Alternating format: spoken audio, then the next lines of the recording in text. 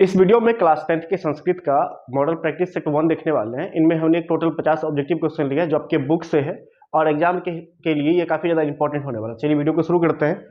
तो इसमें जो सबसे पहला सवाल है आपका, मंदाकिनी वर्णन किस ग्रंथ से संकलित है? तो ये मंदाकिनी वर्णन जो है रामायण से है। ऑप्शन इसका बी सही है। कई बार पूछा गया किस कांड से है, तो अयोध्या कांड से है, अयोध्या कांड। ठीक है।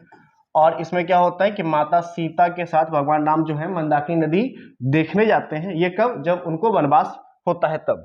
चलिए आगे देखते हैं।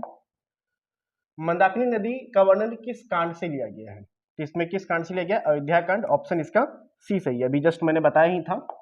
अगला है, मंदाकिनी नदी में स्नान कौन करते हैं? तो इसमें जो स्नान करते हैं वो ऋषिगण करते हैं। ऑप्शन इसका बी सही है। मंदाकिनी नदी किसके सरोवर के समान कही गई है? अब मंदाकिनी नदी किसके सरोवर के समान कही गई है? तो इसका जो राइट आंसर है आपका कुबेर। ऑप्शन इसका सी सही है। विशाल नैना विशेषण किसके लिए प्रयुक्त हुआ है? तो ये जो है माता सीता के लिए। ऑप्शन इसमें कौन सा है? बी सही है। वाग्पथिक कथा किस ग्रंथ से लिया गया है? तो वाग्पथिक कथा के जो लेखक कई बार पूछेगा तो यह है नारायण पंडित। ठीक है। ग्रंथ पूछेगा हितोपदेश ग्रंथ से लिया गया है।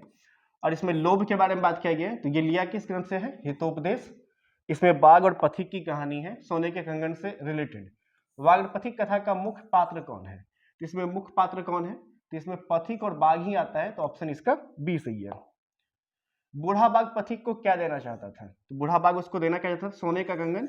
ऑप्शन इसका सी सही है। कुत्र तब कंगनम किसने कहा? तो कह रहा था कंगन कहाँ है, ये ऐसा किसने कहा था? तो बाघ जब बोला था कि स्नान कर लो कंगन दे देंगे, तो ऐसा किसने कहा था? पथिक। ऑप्शन इसका क्या सही है? ए सही है। वाग्पथिक कथा का मुख्य संदेश क्या है? तो इस कथा में क्या होता है कि जो पथिक होता है सोने के कंगन के लोभ के चक्कर में मारा जाता है। तो इसमें जो है लोभ से बचने का संदेश मिलता है हमें कि भाई लोभ नहीं करना चाहिए। ऑप्शन सी सही है। कर्णस दानवीरता पाठ में किस गुण का वर्णन है? तो जो कर्ण थे ये किसके मित्र थे? ये थे दुर्योधन के। और ये अंतिम समय तक अपनी मित्रता को कायम रखा। तो और इन्होंने अपना कवच और कुंडल जो इसको जन्म से ही मिला था, कवच और कुंडल, ये दान में दे दिए थे। और ये दान इसका सबसे बड़ा दान था। तो दानशीलता का ऑप्शन इसका बी सही है। कर्ण को अंगराज क्यों कहा गया? क्योंकि उनको अंग देश का राजा बना दिए थे। किसने बनाया था? दुर्योधन ने, क्योंकि वह अंग देश का राजा था। ऑप्शन इसका बी सही है, सॉरी सी सही है। कर्ण किसके पक्ष से युद्ध कर रहा था? तो अपने मित्र के। और मित्र इसका कौन था? तो कौरव में दुर्योधन था, तो कौरव पक्ष से। दो ही पक्ष था, एक था कौरव पक्ष, एक था पांडव। पांडव में 5 भाई थे और भगवान श्री कृष्ण थे। और कौरव पक्ष में दुर्योधन, कर्ण और उनके सभी अपने सगी संबंधी थे। कर्ण को कवच और कुंडल किससे प्राप्त हुआ था? तो इनको सूर्य से हुआ था। ऑप्शन इसका बी सही है। अब ध्यान रखिएगा, कर्ण जो है ये सूर्य और कुंती का पुत्र है। ठीक है, सूर्य और कुंती का पुत्र है और इसको कवच और कुंडल इसी से मिला था, सूर्य से। कर्ण से छल पूर्वक कवच कुंडल किसने लिया? तो इससे जो कवच और कुंडल छल से लिया था वो इंद्र ने लिया था। क्यों? क्योंकि वो अर्जुन को जिताना चाहते थे। तो ऑप्शन क्या सही होगा इसमें? बी सही। अब किस भेष में आके लिया था? तो ब्राह्मण के भेष में।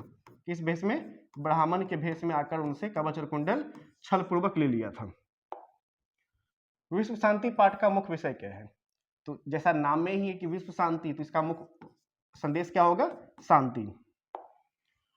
ईर्ष्या और असहिष्णुता किसे जन्म देती है? तो ये अशांति को जन्म देती है। ऑप्शन इसका डी सही है। जब भी आपको किसी से जलन होगा, किसी से आप जलिएगा, आजकल दो देश अभी लड़ाई होता है, जैसे अमेरिका अभी दूसरे देश पर अटैक कर लिया, वहां के राष्ट्रपति को उठा लिया, तो ये किसके चलते होता है? इसी के चलते है ना, ईर्ष्या और असहिष्णुता के चलते, क्योंकि एक दूसरे की प्रगति को देख के लोग जलते हैं।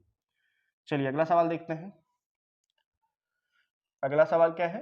शास्त्र किसके लिए कर्तव्य अकर्तव्य का विधान करते हैं? तो शास्त्र पढ़ते कौन है? मनुष्य पढ़ते हैं, तो मनुष्य के लिए ऑप्शन इसका सी सही है। सत्यमेव जयते किस ग्रंथ से लिया गया है? अब ये सत्यमेव जयते जो है इसका मतलब था सत्य की विजय होती है। ये किस ग्रंथ से लिया गया है? तो मुंडकोप उपनिषद से। ऑप्शन इसका बी सही है।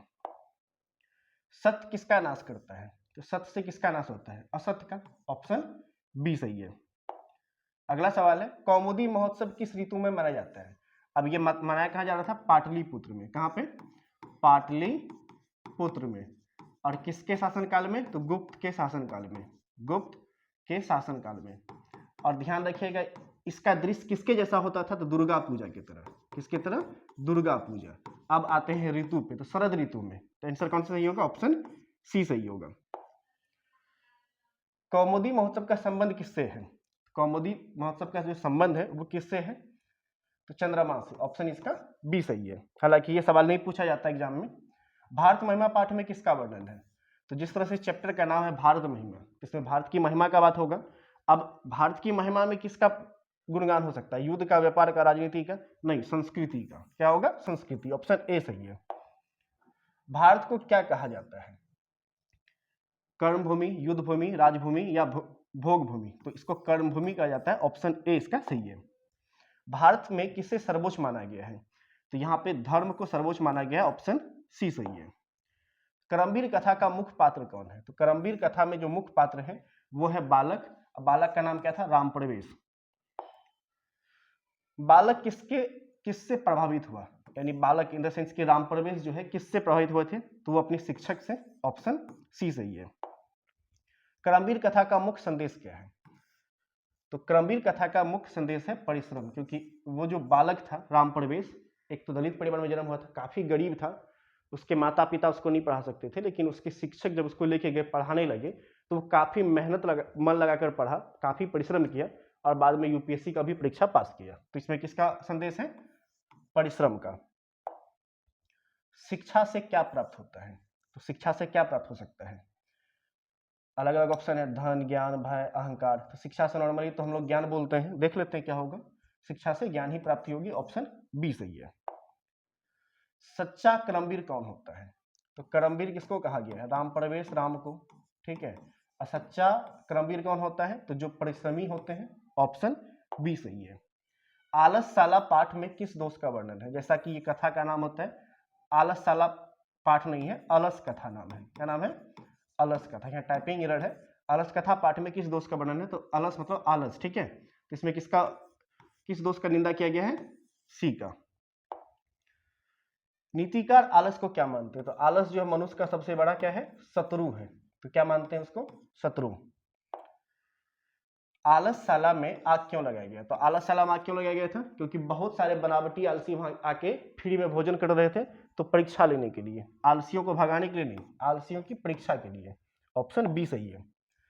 सबसे पहले कौन जागा? तो 4 आलसी थे, तो पहला आलसी जागा था। चलिए, आलसी का परिणाम क्या होता है? तो जो आलसी लोग होते हैं उसका परिणाम क्या होता है? उनका पतन होता है। वो धीरे धीरे जो भी उसके पास है सब कुछ धीरे धीरे खत्म हो जाता है। अगला क्या है? गुरु गोविंद सिंह किस धर्म के गुरु थे? तो गुरु गोविंद सिंह जो थे सिख धर्म के गुरु थे। और कैसा गुरु थे ये? 10वें गुरु थे। कैसा गुरु? 10वें गुरु थे। जन्म कहाँ हुआ था? पटना में। अब पहला गुरु अगर पूछेगा, प्रथम गुरु कौन थे? तो गुरु नानक जी थे। और ये हिंदी में आप लोग पढ़े होंगे, इनका जन्म कहाँ हुआ है? तलवंडी, लाहौर में। सिखों के 10वें गुरु, तो 10वें गुरु वही है, गुरु गोविंद सिंह। ऑप्शन इसका डी सही है। और ये जो है कौन से गुरु है? 5वें गुरु है। और ये जो है प्रथम गुरु है, ये याद रखिएगा। अगला है, स्वामी दयानंद किस समाज के प्रवर्तक थे? तो स्वामी दयानंद जो थे, इसका जन्म गुजरात के टंकरा में हुआ था और ये आर्य समाज के प्रवर्तक थे। ऑप्शन इसका कौन सही है? बी सही है। सत्यार्थ प्रकाश के लेखक कौन है? तो इसका भी लेखक स्वामी दयानंद है। तो इसका राइट आंसर होगा ऑप्शन बी। चलिए अगला सवाल देखते हैं। आर्य समाज की स्थापना कब हुई थी? तो आर्य समाज की जो स्थापना हुई थी 1875 में। ऑप्शन आपका सी सही है। चलिए अगला देखते हैं। स्वामी दयानंद का जन्म कहाँ हुआ था? तो गुजरात में हुआ था, टांकरा नामक ग्राम में। ऑप्शन बी सही है। भारत माता किससे जुड़ी भावना है? भारत माता किससे जुड़ी भावना है? तो ये राष्ट्रभक्ति से। ऑप्शन सी सही है। संस्कृत साहित्य का उद्देश्य क्या है? तो इसका है मेन जीवन मूल्य। ऑप्शन सी सही है। ऋषियों का मुख्य कार्य क्या है? तो ऋषि का मुख्य कार्य क्या था? तप था। ऑप्शन बी सही है। भारतीय संस्कृति किस पर आधारित है? तो भारतीय जो संस्कृति है ये किस पर आधारित है? त्याग पे।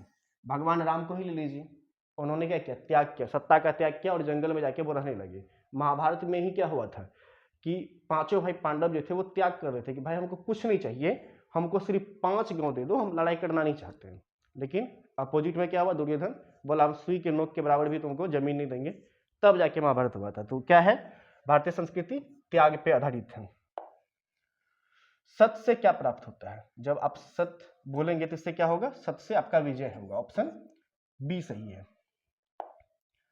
दया किस गुण का प्रतीक है? तो दया जो है किसका प्रतीक है?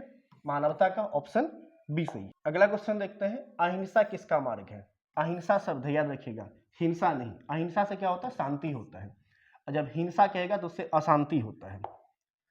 भारत को किस लिए जाना जाता है? तो भारत को किस लिए जाना जाता है? संस्कृति की वजह से। किसकी वजह से? संस्कृति। ऑप्शन बी सही है। लास्ट क्वेश्चन है, संस्कृत पाठों का मुख्य उद्देश्य क्या है? तो संस्कृत जितने पाठ है इसका मुख्य उद्देश्य क्या है? जीवन निर्माण। ऑप्शन सी सही है। तो इस वीडियो में टोटल हमने 50 ऑब्जेक्टिव क्वेश्चन लिए थे, वो आपके बुक से ही है।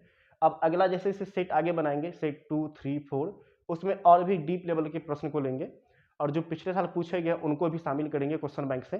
तो अगर आप इस वीडियो को देख रहे हैं, अगर वीडियो पसंद है वीडियो को लाइक करिएगा, कमेंट करके फीडबैक दीजिएगा, और चैनल देखिए अभी नया है तो आपकी सपोर्ट की जरूरत है, तो चैनल को सब्सक्राइब कर लीजिएगा और वीडियो अच्छा लगा तो अपने दोस्तों के साथ भी शेयर करिएगा। चलिए मिलते हैं अगली वीडियो में, आज के लिए इतना ही।